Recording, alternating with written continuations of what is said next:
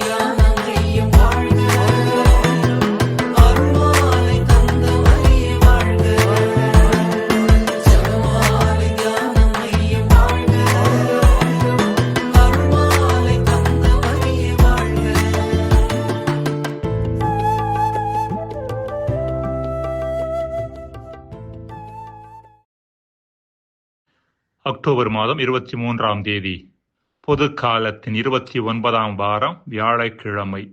முதல் வாசகம். புனித சின்னப்பர் ரோமையருக்கு எழுதிய திருமுகத்திலிருந்து வாசகம். அதிகாரம் 6, இறைவசனங்கள் 19 முதல் 23 முடிய. சகோதரர் சகோதரிகளே, நீங்கள் வலுவற்றவர்கள் என்பதை மனதிற்கொண்டு எளிய முறையில் பேசுகிறேன். முன்பு கட்டுப்பாடற்ற வாழ்வுக்கு வழிவகுக்கும் கெட்ட நடத்தைக்கும் நெறிகேட்டிற்கும் உங்கள் உறுப்புகளை நீங்கள் அடிமையாக்கியிருந்தீர்கள். அதுபோல இப்பொழுது தூய வாழ்வுக்கு வழிவகுக்கும் ஏற்புடைய செயல்களுக்கு உங்கள் உறுப்புகளை அடிமையாக்குங்கள். நீங்கள் பாவத்திற்கு அடிமைகளாய் இருந்தபோது கடவுளுக்கு ஏற்புடையவற்றை செய்ய கடமைப்பட்டிருக்கவில்லை. அப்போது நீங்கள் செய்த செயல்களை எண்ணி இப்போது நீங்களே வெட்கப்படுகிறீர்கள். அவற்றால் நீங்கள் கண்ட பயன் யாது? அவற்றின் முடிவு சாவு அல்லவா? ஆனால் இப்பொழுது நீங்கள் பாவத்தின் நின்று விடுதலை பெற்று கடவுளுக்கு அடிமைகளாகிவிட்டீர்கள். இதனால் நீங்கள் காணும் பயன் தூய வாழ்வு. இதன் முடிவு நிலை வாழ்வு. பாவத்துக்கு கிடைக்கும் கூலி சாவு. மாறாக கடவுள் கொடுக்கும் அருள்கொடை நம் ஆண்டவர் கிறிஸ்து இயேசுவோடு இணைந்து வாழும் நிலை வாழ்வு. ஆண்டவரின் அருள்வாக்கு. இறைவா உமக்கு நன்றி. நற்செய்தி வாசகம். புனித லூக்கா எழுதிய தூய நற்செய்தியிலிருந்து வாசகம். அதிகாரம் 12, இறை வார்த்தைகள் 49 தொடங்கி 53 முடிய.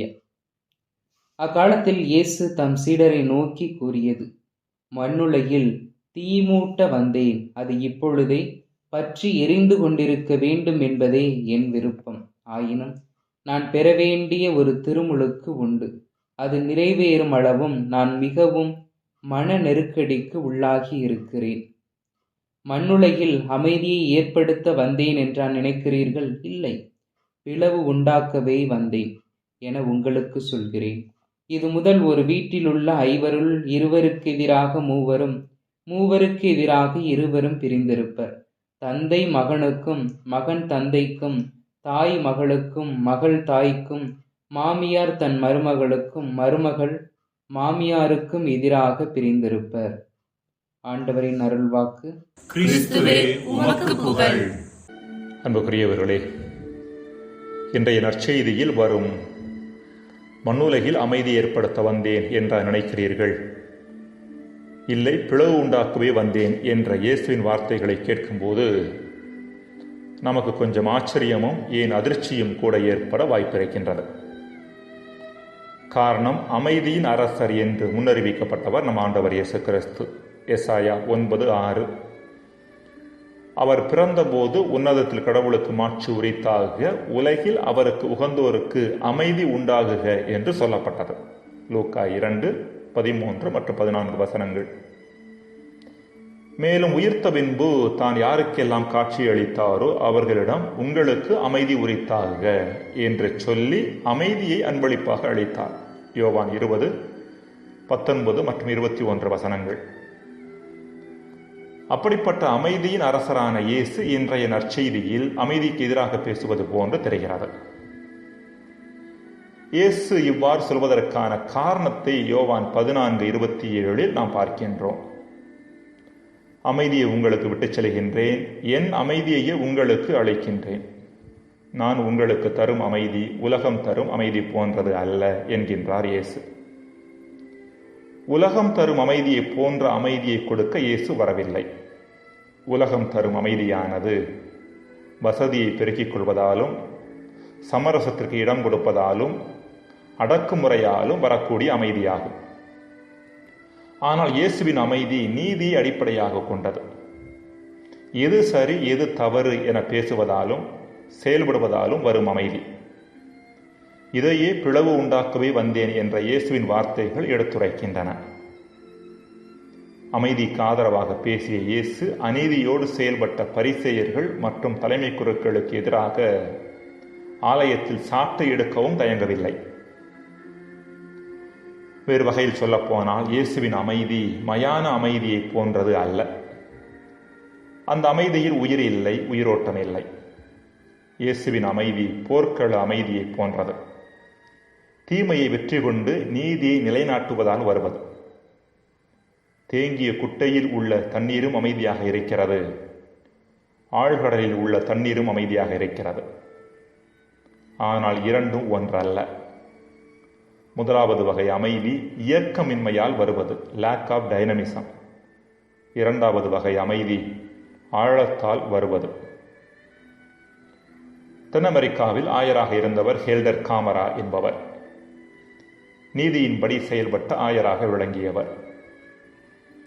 ஒரு முறை அவர் இவ்வாறு கூறினார்: என்னை பணக்காரர்கள் தங்கள் நிறுவனத்தில் பணிபுரியும் ஊழியர்களுக்கு திருப்பலி ஆற்ற கூப்பிடும்போது என் மறையுரையில் ஊழியர்கள் எவ்வாறெல்லாம் தங்கள் முதலாளிகளுக்கு பணிந்திருக்க வேண்டும் என்று சொன்னால் என்னை ஒரு மிகச்சிறந்த ஆயர் என்று சொல்கின்றார்கள்.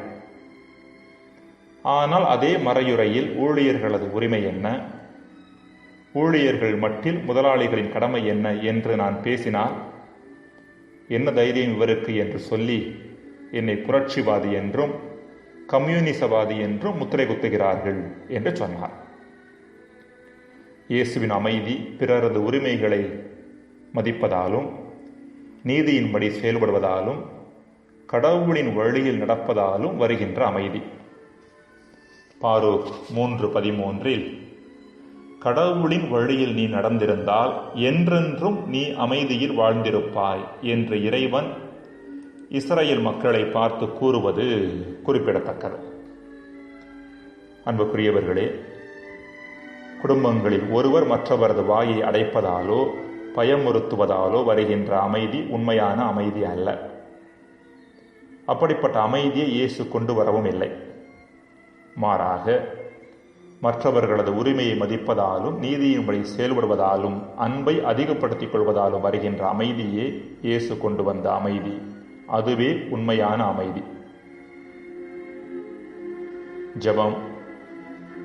இறைவா, எனக்கு வசதியானதாக இருப்பதை விட எது சரியானதோ எது நீதியானதோ அதை செய்யவும் மற்றவர்களது உரிமைகளை மதித்து நடக்கவும் வரம்தாரும். ஆமேன்.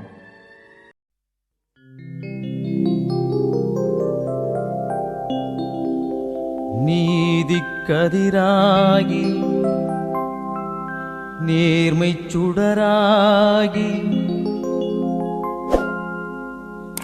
உண்மையாய் உதித்த தெய்வமே வரவேண்டும்.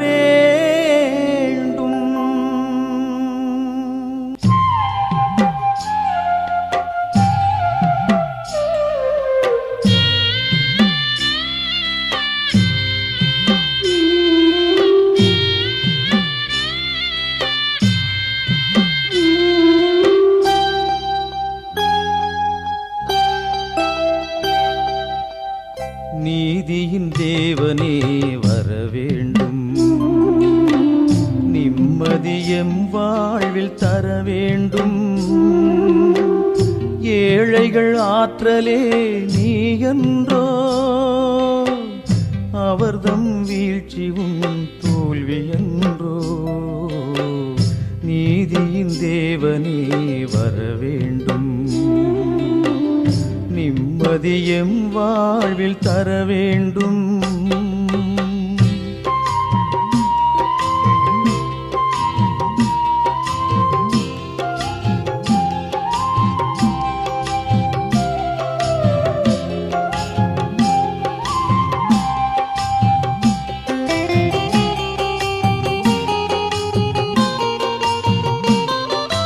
உறங்காமல் ஓயாமல் உழைக்கின்றோம், உலகை எம் வியர்வைகளால் நனைக்கின்றோம்.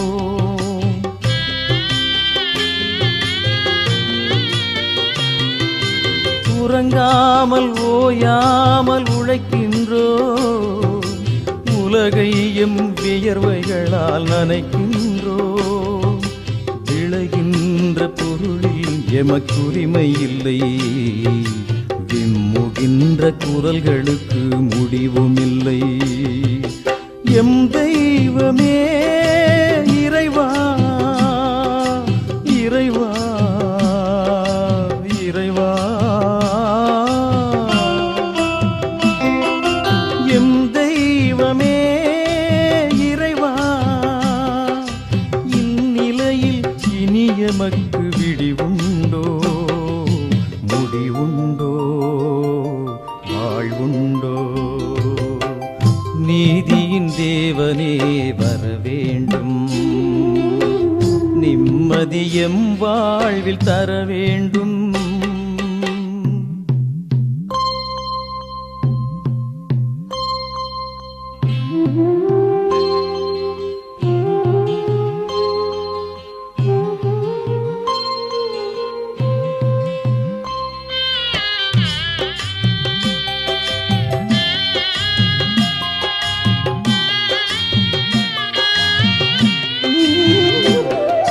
லஞ்சத்தால் வாழ்வை விலை பேசிடுவார், பஞ்சமெனும் சங்கிலியால் பூட்டிடுவார்.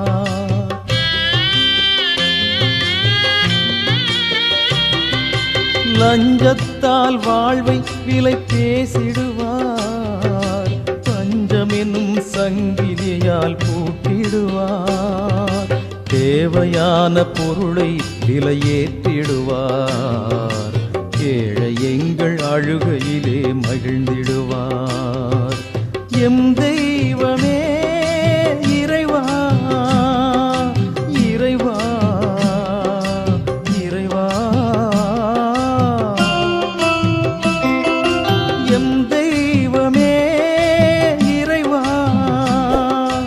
இந்நிலையில் இனி எமக்கு விடிவுண்டோ, முடிவுண்டோ, வாழ்வுண்டோ?